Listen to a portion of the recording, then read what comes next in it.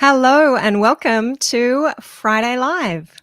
I am your host, Strata lawyer Amanda Farmer. We're going out live to the Your Strata Property Facebook page. We're heading out to my LinkedIn profile. We're also going out to YouTube. It is wonderful to be here with you this Friday. And what a 24 hours we have had in Strata. Lots going on, that's for sure. We are here pretty much every Friday, having a live chat, having a catch up on the week that was in Strata. There's always lots to talk about, but this week in particular, there is big news in our Strata space, and we are devoting our time to that here today. There are lots of you coming on in. Usually on a Friday, I say, come on in, give me a hello. Let me know what you've been up to. Feel free. If you're on Facebook, if you're on LinkedIn and you want to drop me a hello in the comments, you're more than welcome to. I will not be able to today acknowledge all of you. If this is your first time here on a Friday Live, welcome. I know we've got lots of new people joining us today to get up to date, to tune in to the news and to hear from our very special guest. She is Professor Cathy Sherry. I'm going to be introducing you to her very shortly. She's waiting here in the green room. I can see Petra, how you doing? Yatin, welcome. Sean, Vivian, Anna. If you're not quite sure, I can't see you and I can't hear you, but I can certainly see your hellos here in the comments. So keep those coming. If you're catching the replay, which will be here on the Facebook page, it will be on my LinkedIn, it will be in YouTube. Many of you have asked about a replay, then drop me a hello as well. I love to see those coming on in. If this is a conversation that you think your strata manager might need to hear, that your committee members might need to hear, your friends, your colleagues, your neighbors, then you can press that share button and you can share this video across to your profile as well. You can hit that like button, hit that love heart. That helps Facebook to recognize that this is important information and to send it out to all the places that it needs to go. Patricia, hey.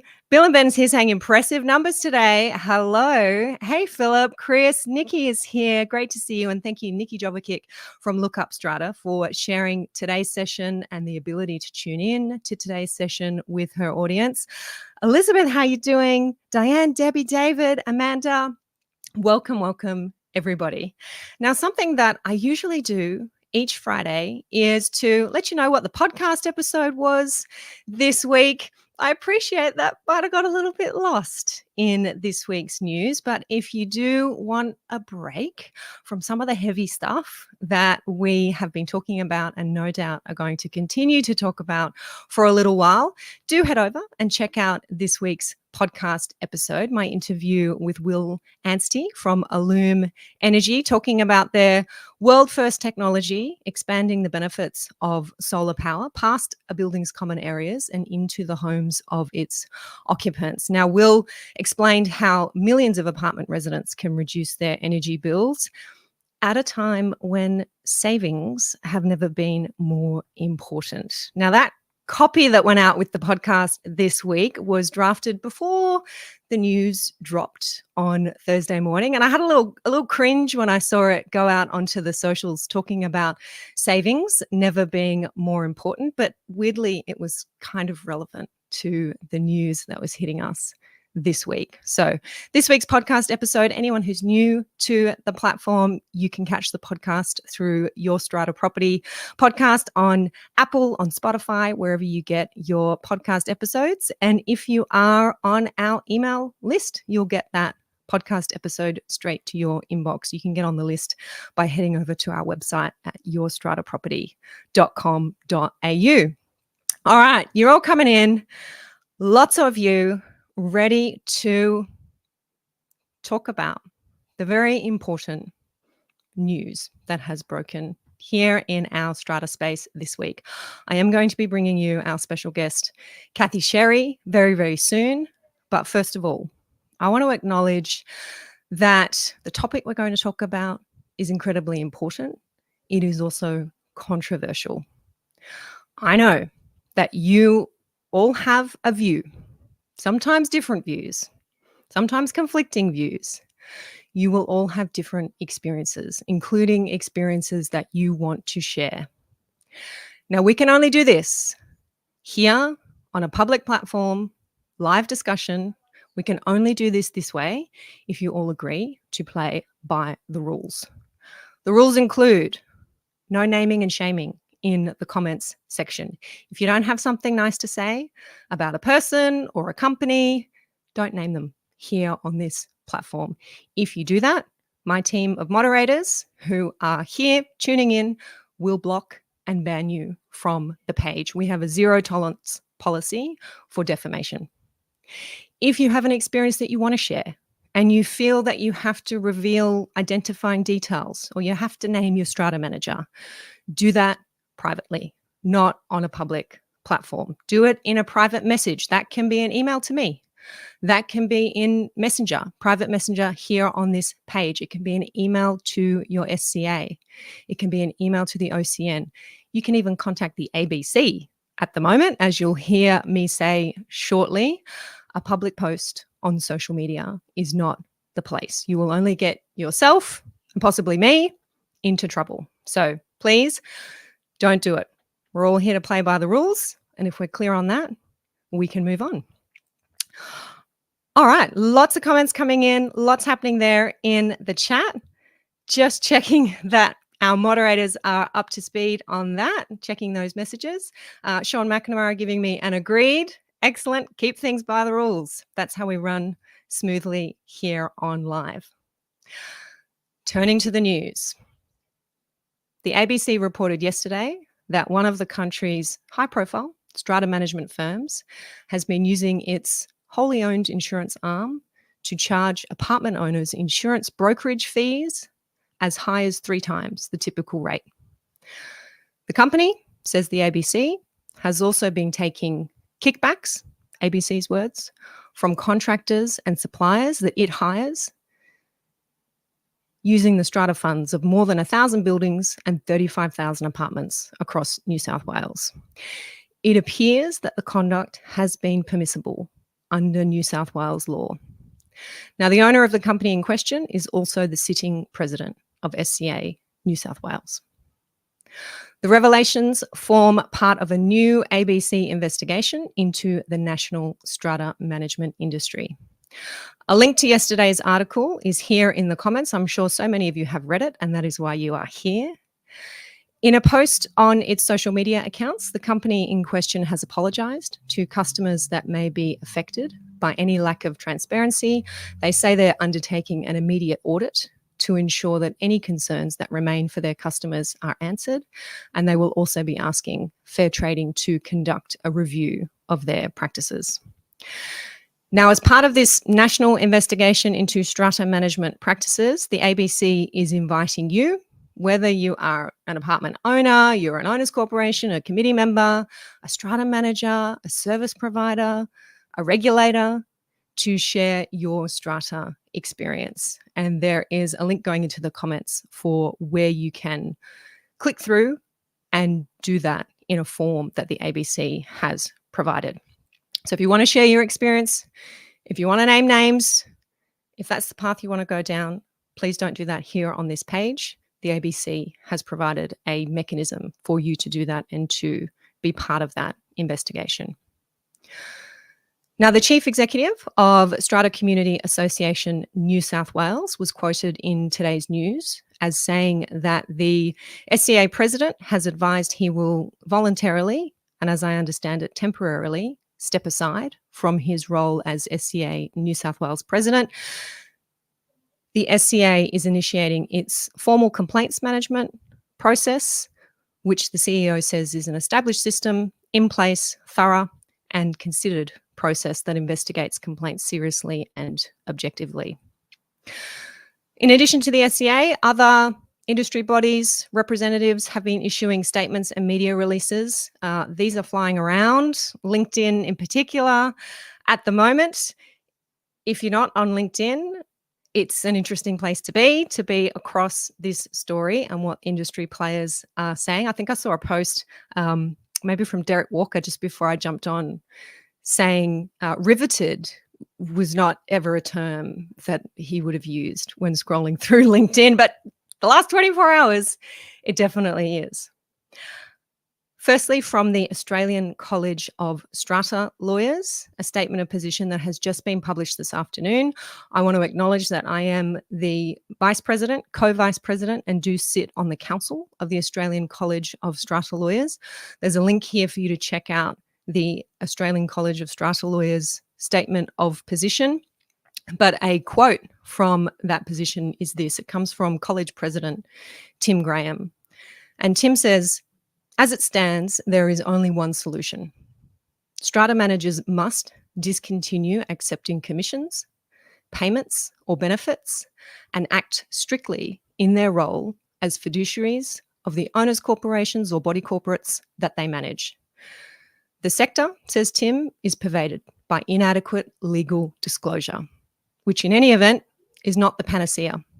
Even if legal disclosure was adequate to be a true professional, a strata or body corporate manager would not accept commissions, payments, or benefits, particularly in circumstances where they are simply adding to the costs of their client. So that's part of the position from the Australian College of Strata lawyers that has been published through their website and is available on their LinkedIn page as of this afternoon. The Australian Consumers Insurance Lobby, the Owners Corporation Network of Australia, and the Unit Owners Association of Queensland have released a joint statement. It includes these words from Karen Stiles of the OCN. These revelations underscore a pressing need for enhanced powers and resources for the Strata and Property Services Commissioner to protect consumers effectively. Given the limited number, says Karen, of just 16 inspectors to manage the extensive New South Wales property services portfolio, the OCN has noticed instances of investigations into serious allegations against a strata manager that have stretched beyond 2 years without reaching a conclusion. So there's a problem there in that investigation process, says the OCN, and that too needs to be sorted out.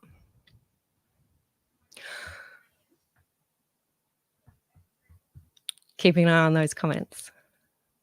Before I bring Cathy in, she is here, she is waiting, she is ready to go. Before I bring Cathy in to help unpack this a bit more, I want to share something which I want to be very clear is something personal from me. I want to acknowledge Nina Howell for speaking out. You will have seen and heard Nina on the 7:30 report last night. Nina is the strata manager who played a central role in breaking this story. I cannot imagine what strength it took, the toll it has taken, and probably will continue to take on Nina to shine a light on what she saw as unacceptable conduct. Nina cannot be the only one out there who is seeing this firsthand as an employee of companies who are engaging in this type of conduct which, by the company's own admission, mentioned in the article and in the reports, is not acceptable. Many people see it, many are uncomfortable about it and recognize that it is wrong, but almost no one speaks out. Nina did, and she did it in a way that I trust gives her the protections that she needs. And as I said to Nina in a message this week, she is good and she is brave. If we can show Nina some support here on the page, if you feel the same, I know that she would really appreciate that. And I know she was intending to tune in. We have all been talking about this issue of insurance commissions, excessive broker fees, lack of proper disclosure, fiduciary duties for quite some time, especially here on Friday Live and on the podcast. I have interviewed John Trowbridge. That started at the end of 2022, more than a year ago. He was explaining to us the findings from his report into strata insurance practices, including his very clear recommendations to phase out the broker fee and commission framework. Only some of his recommendations have been taken up so far. My live chat with Michael Kleinschmidt, Queensland strata lawyer and my co-vice president on the Australian College of Strata Lawyers Council. Michael has been one of the few lawyers to call out the serious fiduciary duty that strata managers have to their clients, and he's very clear in his view that disclosure is not the cure. We have been talking about this from the outside as best we can, around the edges for a long time, but it's taken someone from within, a strata manager, to really move this in the direction that I think personally it needs to go. And that person has been Nina Howell.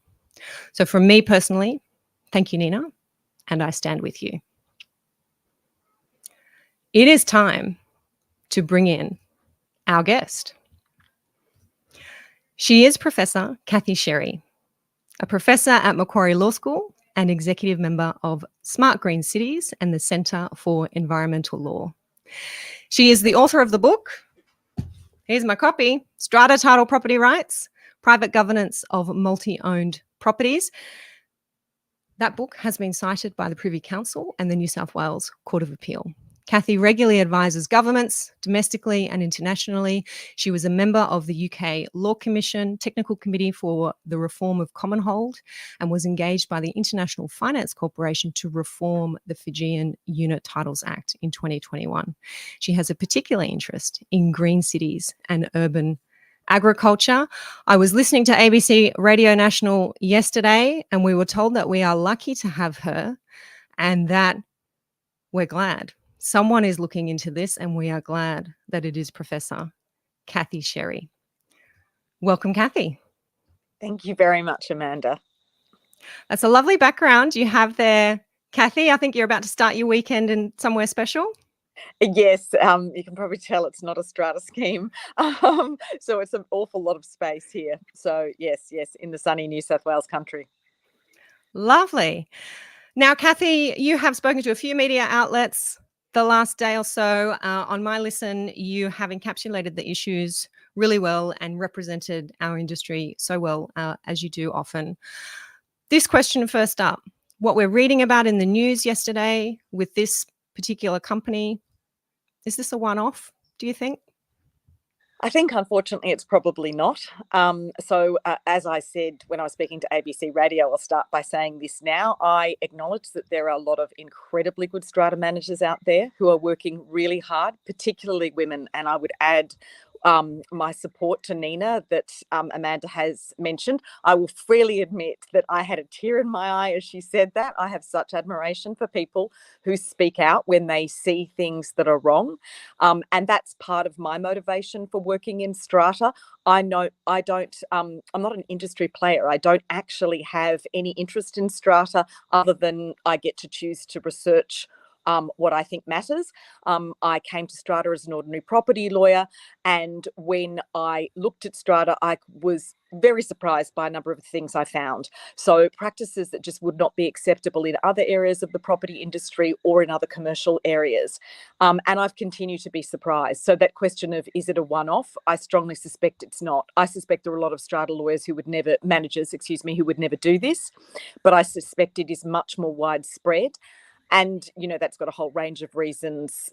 Probably the primary one is the inherent problem we have with people buying into strata and not understanding that they are a member of the owners corporation. They own the building. Ultimately, the buck stops with them. You can't offload it on somebody else. You can engage people to help you, but just like any other person you engage to help you, you have to be paying attention to what you're engaging them to do. You have to understand what it is they're doing. You can't just have somebody take responsibility for you. And I suspect that that's happening a lot in strata world. And so people are not seeing these problems.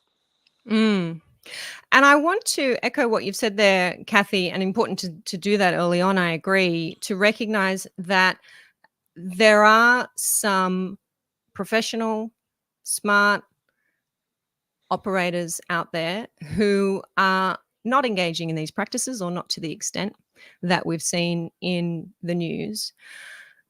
I also want to acknowledge that I've been contacted by lots of managers over the last 24 hours. My phone was going nuts yesterday morning. I was driving in the car and it just wouldn't stop. Everybody letting me know that they'd seen this article.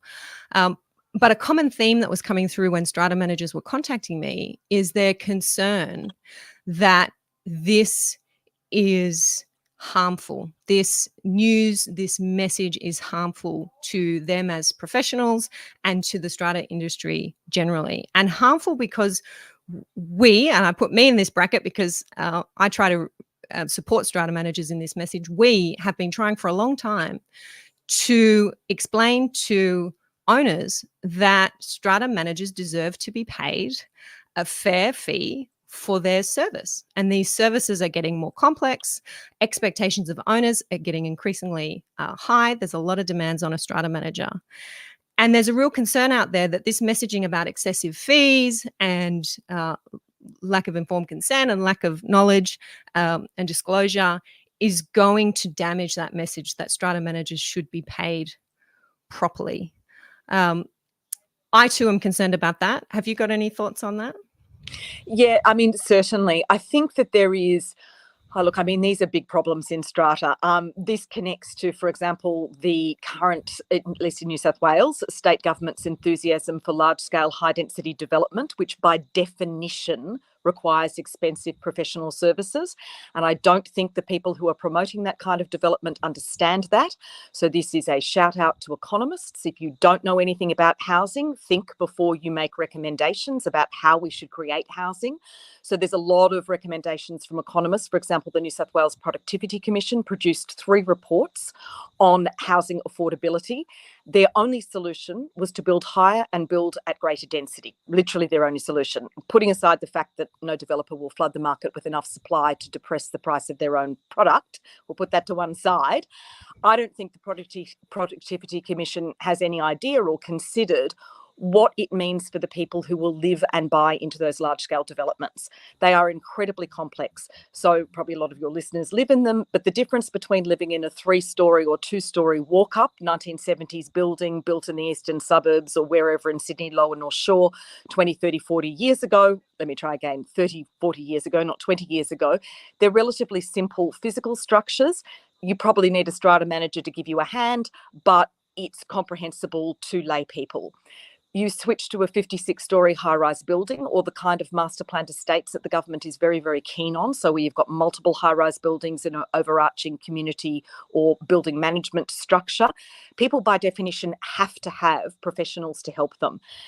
There's lifts, there's plant and equipment, increasingly green utilities, which is a real concern of mine. And so I think from the point of view of the government, I don't think the government understands the costs that they are inexorably imposing on people who buy houses or buy these apartments as homes. There's no escaping it. I don't think there's a consideration of that. I also think for a long time, of course, the development industry has been very keen to promote apartments as a really simple investment. You just buy an apartment, lock up, walk away. You don't need to do anything. As you know, nothing could be further from the truth. You know, when you have to maintain your own freestanding house, you know, the greatest complexity is nagging your husband to call the plumber every 6 months. But when it comes to co-owning a high-rise building, it's not that it has no maintenance. It has incredibly complicated maintenance, and you have to agree with 50, 200 other people, and you're probably going to need a professional to help you because none of you know how to maintain a lift. So I think that we've got some really deep problems in people's perception of strata. And then finally, not just that people don't understand the costs, but literally people do not understand that the buck stops with owners. So my least favourite expression ever is the strata, because there is no such thing as the strata. There is the owners corporation, and they can be assisted by professionals such as the strata manager, but the buck stops with owners. And I think that that they are such deep and far-reaching problems in strata, and it's why strata managers find themselves in incredibly difficult circumstances with clients who don't understand what they do and don't want to pay for their services, because many of them just never anticipated they'd have to pay for these things when they bought an apartment. Yeah, absolutely. That's the starting point. And then when an owner sees that management fee on the front page of that agency agreement and is comparing that management fee to other companies that have quoted the same, similar, less than, they're going in with an expectation of this is what it costs to get good management services. And those fees, we now discover, are being propped up, are being boosted by commissions, by broker fees. And so there's a very unclear, unstable basis on which strata managers and strata owners can understand a fair market price for strata management services. So that's a lot of what I'm hearing in the background. The messages that I'm getting on LinkedIn is Amanda, all we're going to hear from owners now is that we're overcharging, and it is not the case. It is the method through which you collect your fees for your service that is under scrutiny here. It shouldn't be necessarily the amount. Yep, absolutely. I mean, I think in terms of the method, the one thing that I keep coming back to is if everyone just thinks about, imagine if you employ someone, they're your employee, they're doing work for you, you've got them, I don't know, sourcing paper or pens or computers or whatever, and you discover they're taking a kickback from the suppliers that they're getting these services or provisions from.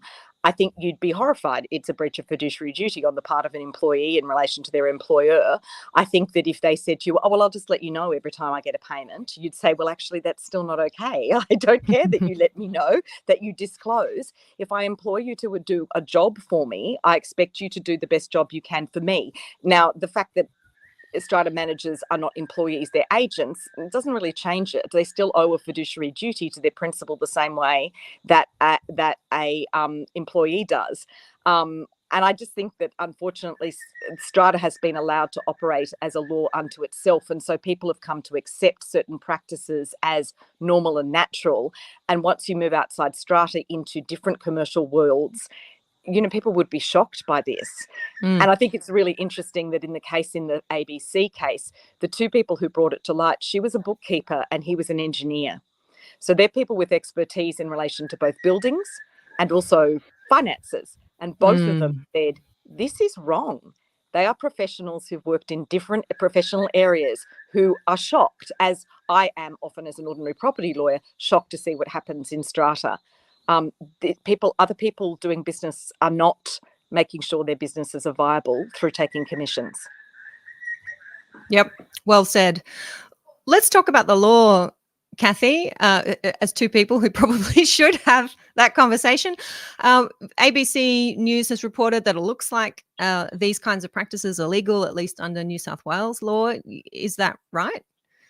I think it probably is. So New South Wales has a section, now Section 60 of the Strata Schemes Management Act, which, as I think that I'm right in saying this, it was introduced for the first time in 2015, actually put into the legislation, so that as long as commissions are disclosed, then they are okay.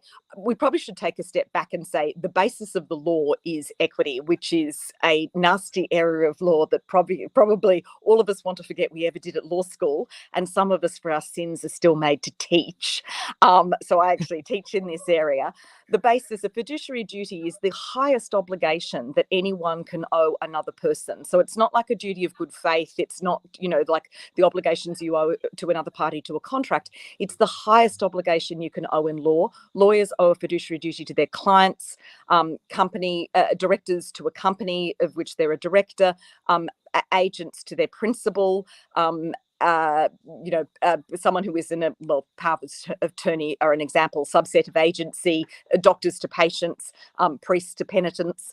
And it's the highest duty, and it means you can only act in the interests of the principal, the person to whom you owe the duty. So strata managers owe a fiduciary duty to the bodies corporate that employ them. They can only act in their interests. It doesn't mean they can't earn money. Obviously they can, but they have to act in their interests.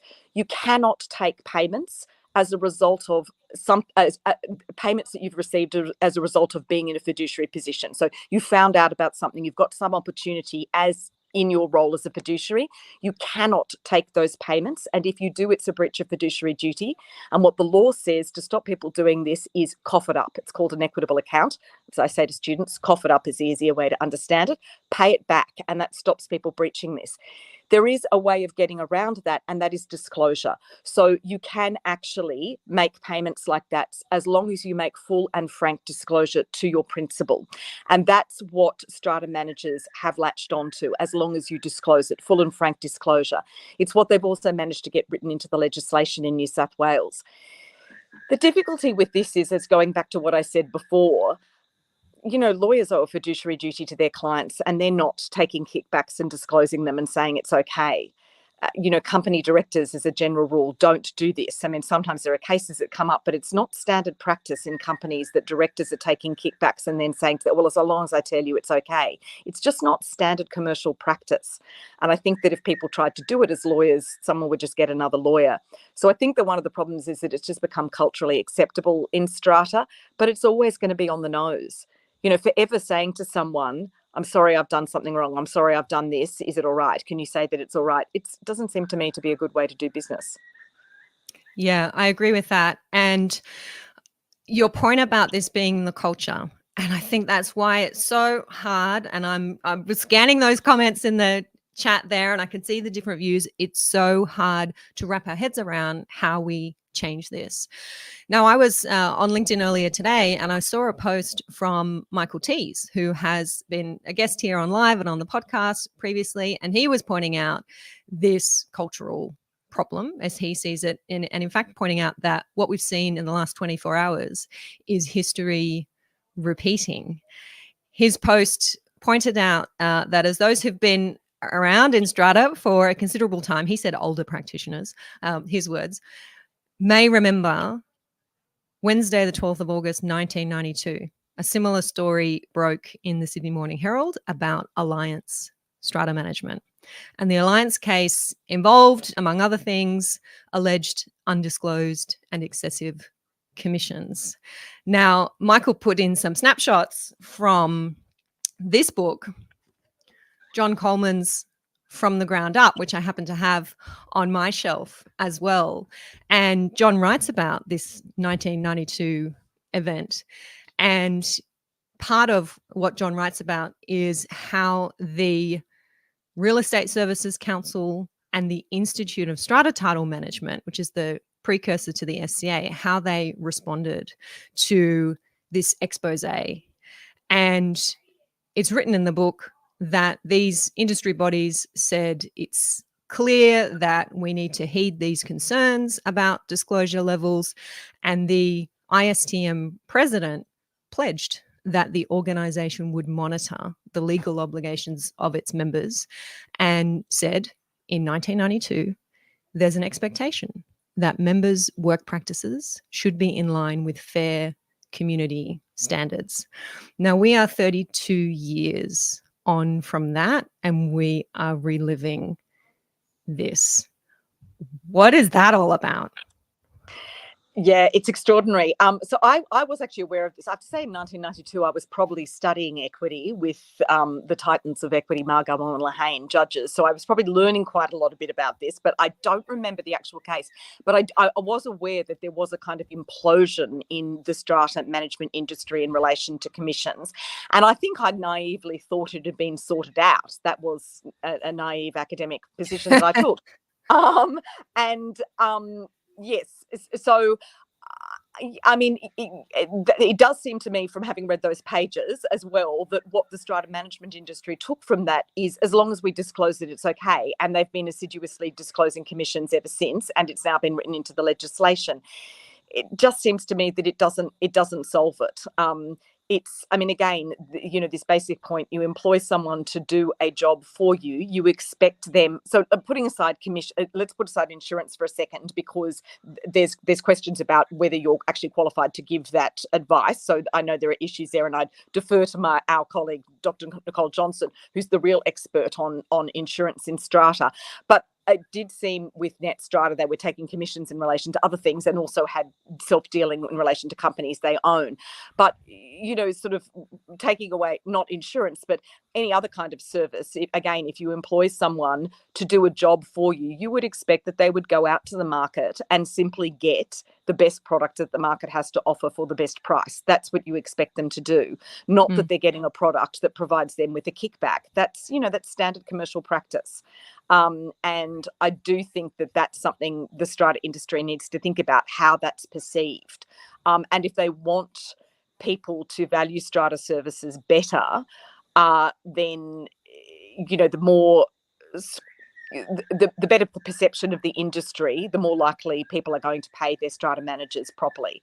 And I do think I've seen quite a lot of what I say is relatively defensive stuff on LinkedIn about this. absolutely. It's not just on LinkedIn. It's Yeah, these yeah. comments here. Okay, Yep. so and I do understand that there are people who are honest, but let's look at it from our point of view as lawyers, Amanda. There are lawyers who are exposed for doing bad things. When that happens, we don't group together as lawyers and say, oh, but we're not all bad. How could you say that about us? It's just not true. If a lawyer's done something wrong, I mean, to be honest, in the legal profession, it's looked upon very, very seriously. Lawyers who've done the wrong thing are not treated well by other lawyers. But we don't become defensive and say, oh, but we didn't do anything wrong. We acknowledge that if something wrong has happened in the legal industry, something wrong's happened in the legal industry, and that lawyer should be held to account. And I think that that's really, and I'd say the same thing in academia. When I hear bad things about academics in terms of research or treating students, we don't all band together and say, oh, but I didn't do that.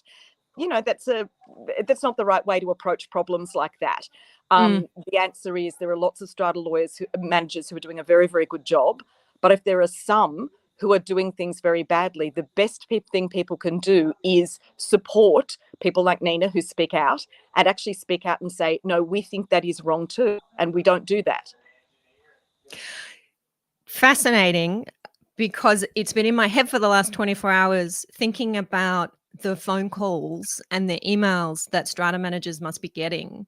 And I'd be pleased if anyone wants to post a comment to that effect to enlighten me and Cathy here. I'll pull it out. What are you hearing from your clients? Are you getting these questions? Hey, read this story. Are you guys doing this? Or we just looked very closely at our insurance invoice for last year and we've noticed that there's a big fee. I mean, strata managers, have you been swamped with these inquiries? And what are you saying? Because I agree with you, Cathy. I would have thought this is an excellent opportunity for companies out there to put their hand up and either say, we don't do this and we simply charge fee for service, and to the extent there's anything else that's very clearly disclosed, or we do this and we're not going to be doing it anymore.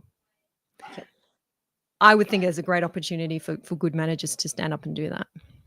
I think I was going to also say, Amanda, just picking up on the words you just used, fee for service. I think this is something that the strata industry needs to think about a lot more. So we were talking about this before. It's not just insurance kickbacks. It's also, any company, whether it's a strata company, embedded network, anybody who's doing work for developers, for example, for free in return for contracts formed by the developer or the developer causing the owners corporation to enter into a contract, so that you're being paid in some way that is not just directly an owners corporation paying you for a service. So all of those kind of practices, I think, are really rotten.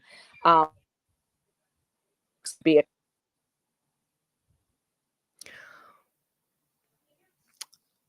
just lost Cathy. I'm not sure if that's me. Cathy's frozen on me. I think she's frozen for everybody else. Sorry. Just repeat that sentence for us, Cathy. Sorry. So a similar thing with embedded network contracts, where embedded network operators are putting in infrastructure for free. Owners are actually paying for it when they purchase their apartments, but they're being charged for it all over again in the contract that the developer has arranged for the embedded network operator with the owners corporation.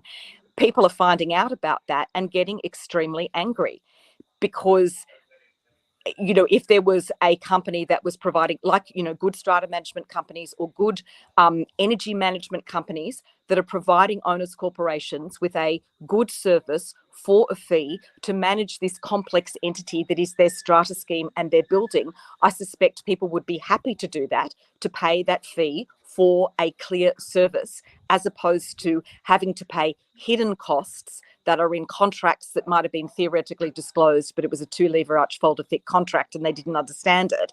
All those kind of practices, I think, put strata on the nose, and that is in nobody's interest.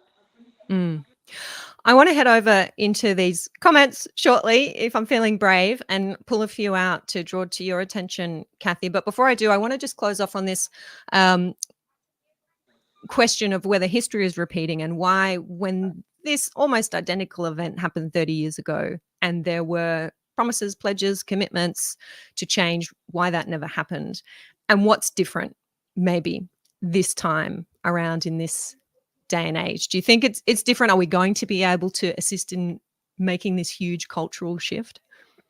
I think one of the reasons why it doesn't change, and I'm not being facetious when I say this, I actually think that a lot of the bad practices happen in strata, or it's not properly regulated because of the sheer perception of sheer boredom people have about strata law. And I mean that quite seriously. People just don't want to know.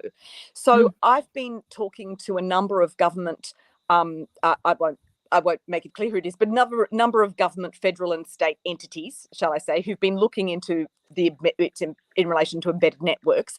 They're coming at it from an energy regulation point of view, but it's really clear to me that nobody has wanted to understand the strata law. Nobody wants to know. They're just like, oh no, it's strata. I don't want to know. I don't want to know the details. You and I know that that's the case in the legal industry. There are very few strata lawyers. It's a huge growth industry, but there's very few strata lawyers. It's not sexy. People don't want to do it. I am, I think, along with Rebecca Lashinsky, now the only legal academic in the country who does strata law. That's crazy. You only have to look around our cities to see that strata is growing by the day. So I think there's a really profound disinterest, and that's how I think it's continued. So only players in the industry really understand what's happening. What do I think is different now? Well, I think the thing is that the more people who live in strata, the more people will potentially pay attention to it.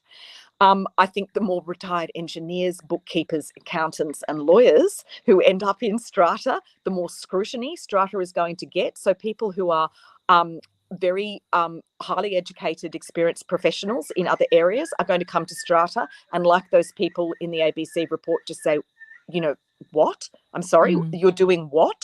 Because they are very experienced in other industries. So I hope maybe that's going to make things come to light. I also think this is a real possibility. There is so many problems with housing affordability in Australia that housing is coming under, is getting attention that it really hasn't had in the last 30 years.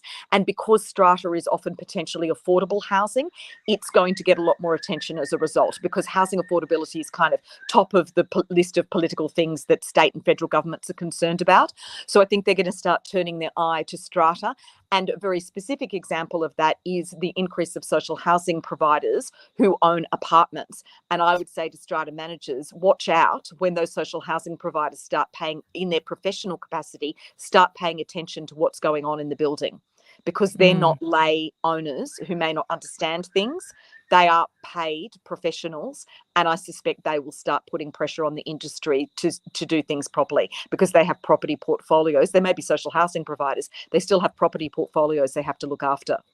The other thing I want to recognise is that we're having this chat on the internet, which is a lot easier these days than it was in 1992 when the Alliance Strata story broke.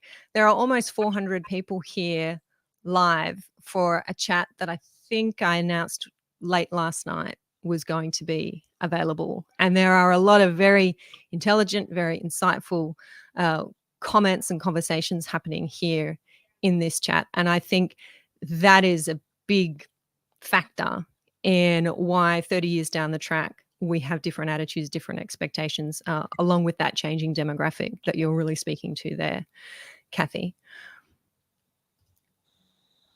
Recognizing that, I'm going to head over to that chat. There's a few comments here that have caught my eye. First of all, I want to acknowledge that Nina Howell is here. It's good to see you, Nina.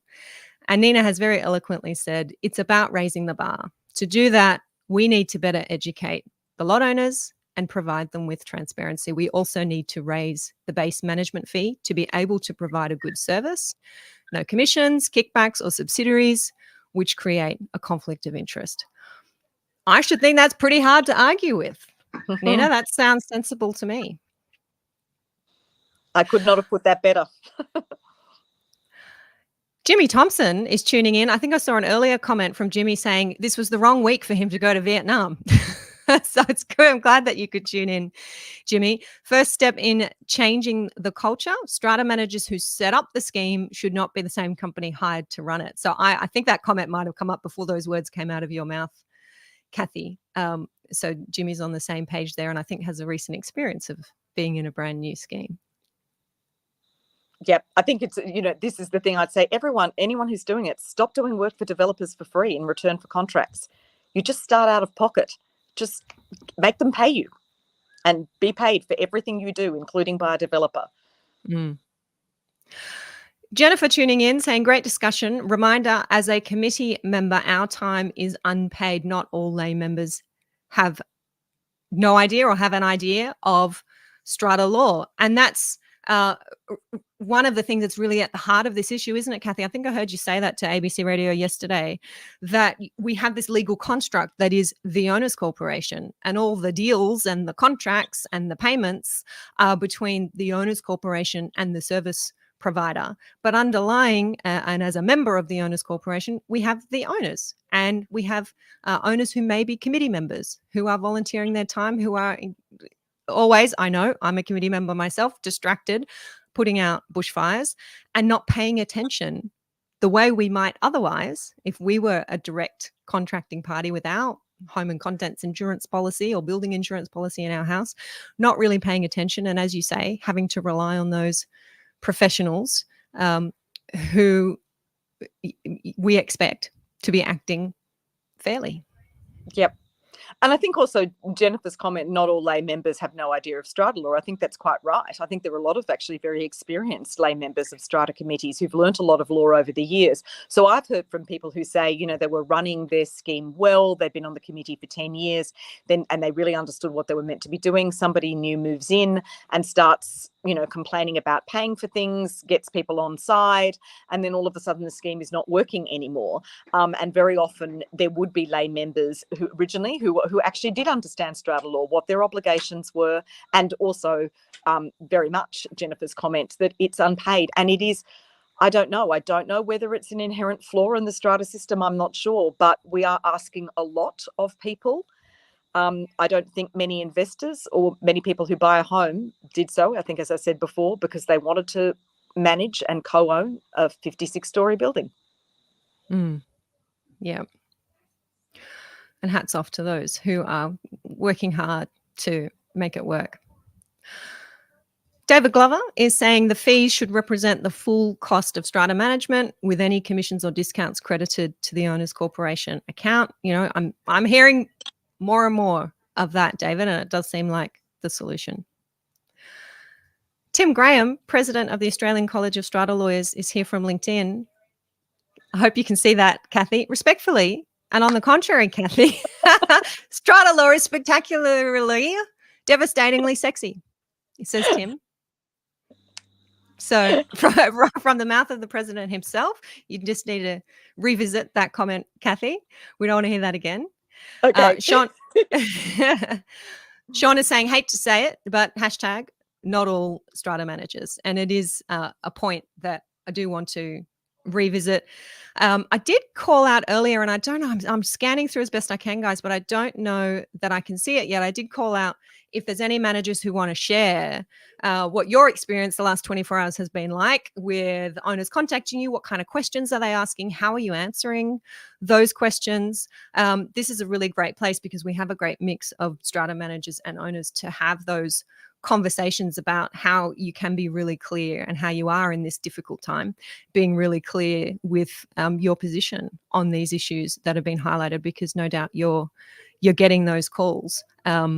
And I know all businesses are different and are all structured differently, so you'll have different answers to how you deal with those. Cathy, you've talked a little bit about what you think needs to happen. Are we talking about large-scale legislative reform here? Is that we need to remove Section 60 from the Strata Schemes Management Act that permits a cure-all via disclosure? Are we just going to put this in the hands of our Parliament and our lawmakers to fix up? I think it would be good to put it in the hands of lawmakers, but we need some serious legal expertise. So, I mean, I've said this before, with absolutely all due respect to the Department of Fair Trading in New South Wales, for example, who's working very, very hard on this. I think what's being asked of them is actually unreasonable. I don't know whether people in Queensland would say differently, because they do have a special, there's an Office of the Body Corporate in Queensland. But I mean, I think every state needs a department that is responsible for Strata and has input into the initial construction of Strata. So I'm really concerned about the fact that we plan these very large scale, very complex developments, and decisions are all being made by architects, planners, designers, councils, who have no idea of the private property rights that are being created and the obligations that will be imposed on future owners. I think it's madness. You shouldn't be able to plan and approve these buildings without factoring in what kind of costs will they impose on future owners. And we also need that department. So I don't mean taking it out of planning altogether, but I mean working with planning. But we also need that department to be there to support people who buy into strata schemes who just want a home, but of necessity because it's all they can afford, or they need to live near work, or they want to live in a strata scheme. They end up having to run a complex high-rise building in a way that when you live in a freestanding house, you don't have any of those responsibilities. I think if we want a fair and equitable housing system, we need to acknowledge that people who live in strata schemes, and I freely admit I'm less concerned with investors, but people who live in strata schemes. Oh, we've lost her. She'll come back. We've got to finish that very important sentence.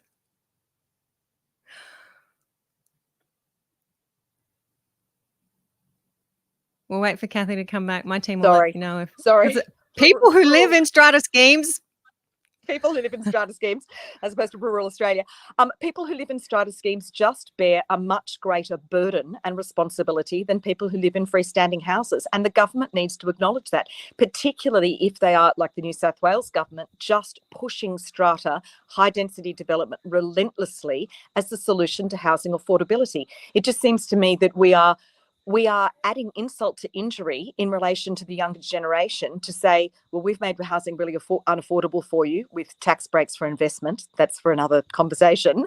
We've made it really unaffordable for you, but here, this is what you might be able to afford. But by the way, it's much more expensive and much more complex than the freestanding houses that your parents' and grandparents' generation could afford to buy.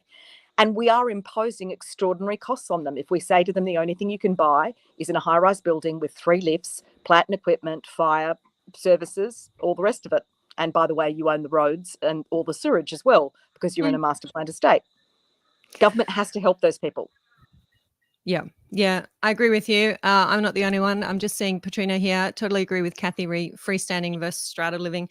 And I think that's it is at the heart of this the position that new owners find themselves in, completely blindsided by levies, by special levies. A lot of media on that, and it did feature in last night's story with a young man who was being pursued for levy arrears, not to be buying in and not appreciating or not expecting these costs, or buying in because you think that you can avoid these costs. That is a real problem, especially when these costs are rising. And I do acknowledge some costs in some buildings, depending on how debt recovery processes are structured, may be unnecessary and excessive. But assuming you can buy in and be free of all of those problems of contribution is a real misunderstanding of how strata works. Yep. And I think we need to acknowledge that a lot of this is driven by developers. Let's not be naive about this. Housing and housing construction is driven by the development sector, and they, if it makes them money, that's what they'll promote. They're not really concerned about providing housing for Australians or affordable housing. They're not required to be concerned with that. But I think state governments are very uncritical about the kind of things that developers prefer and why they prefer it. And state governments are not balancing the interests of developers with ordinary citizens who just need a home. Now, Cathy, I mentioned this earlier, your book, Strata Title Property Rights, Private Governance of Multi-Owned Properties. I think there was someone, it might have been Daryl, who came in a bit later and said, what was that book? I saw Amanda holding up a book. Cathy's book, and we do have a link for anybody who would like to purchase that one. It's got lots of post-it notes in there from me. 2017 was it, Cathy, that it came out? It's been around for a little while. Yeah. It's in paperback now, though, which is a lot cheaper than the hardback. Oh, right. Well, I want a refund. I must have purchased this off, pre-order. Very excited fan at the top of the list there. Thank you very much for your time. I can tell by the comments that are here, by all of the eyeballs, that this has been an engaging session for everybody. And I hope that a few of you at least have learned a few things. Thank you so much for your time that you've given us today, Cathy, and that you give to the strata sector generally. We are indeed, as Radio National recognised, lucky to have you. I'm going to let you out into your Friday evening. Thank you so much, Amanda, and thank you for having me. It's a brilliant podcast. Cathy Sherry from Macquarie University, Professor Cathy Sherry, I should refer to her as. If you like what you're hearing from Cathy, she has been a guest here previously on live. She's been a guest on the podcast. You can find our previous live chats here on the Facebook page. They're also over on LinkedIn, and all of our podcast episodes are over at yourstrataproperty.com.au/podcasts. If you're new to our world, we've been doing this. Well, we've been doing the podcast for 8 years, and we've been doing Friday Live for the last 4 years or so. I will be back here. Well, I was going to say next Friday. It's a public holiday next Friday. Easter upon us already next Friday. So might even drop in on a Thursday for a quick hello. Every second Friday or so, we do a short session where I do choose one strata question to answer for you. We missed that one this week because we had this big news to cover. So we might shift that Ask Amanda session over to next week. If you have liked what you've heard here today, you think there are some other people who might need to hear this message to learn about what's going on in our world, feel free to hit that like button on this video, hit that love heart, share this video to your own networks, share it with your strata manager. See what they think, ask them those questions about what it is that they're doing to address these concerns that have been raised in the news this week. The more we ask, the more we learn, and the better we can all be at improving strata living. Thank you very much, all of you, for your time here today and all of your contributions. I'm going to have a weekend going through and having a look at those comments. I'll look forward to catching you all again next time. Bye for now.